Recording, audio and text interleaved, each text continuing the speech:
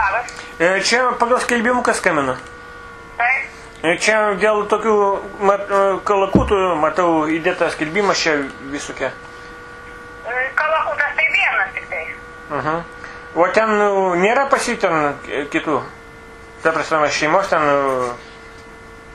Alio? Tai ar jums, ko jums reikia kalakuto patino? Ne, reikia patelės. Patelės, ne, patelės nebeturi parduoti. Supratau. Bet, o tarkim, jeigu aš raščiau ten samiecę kokią ir pas jūs atvežu, jisai ten padarytų savo dalyką turbūt ten. Kaip? Nu, ta prasme, jisai apsieklintų, ar ne? Nu, tai žinoma, tai yra veislinis patinas. Aišku, aišku. Taip.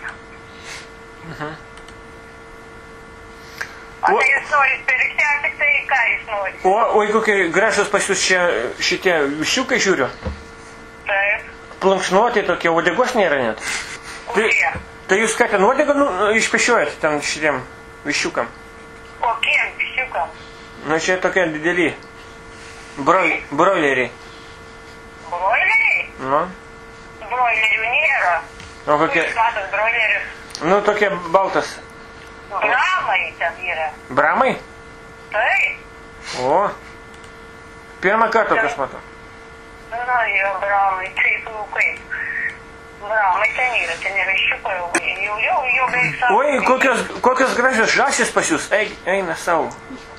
Žąsys, antis. Čia antis? Tai žinoma. Kai gulbės, tik trūksta šitų sparnų. Turi sparnus.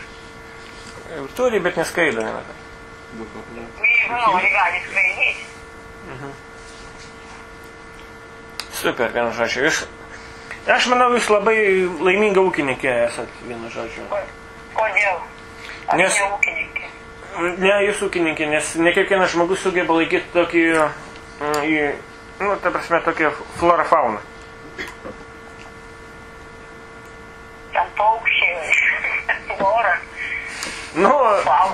o ką, jūs pasakysit, pas jūs namuose augalų nėra? Bute? Augalų? Nu, nėra pas jūs alijošius koks nors vis tiek stovi ten arba kažką auginant, vis tiek šiltnamį turit. Tai aišku. Nu tai va, tai jūs sakote, vienu žodžiu, gero vakaro. Dėkui. Nu, iki. Ir sėkmės ūkį laikyti ir, ta prasme, mažiau gerkit.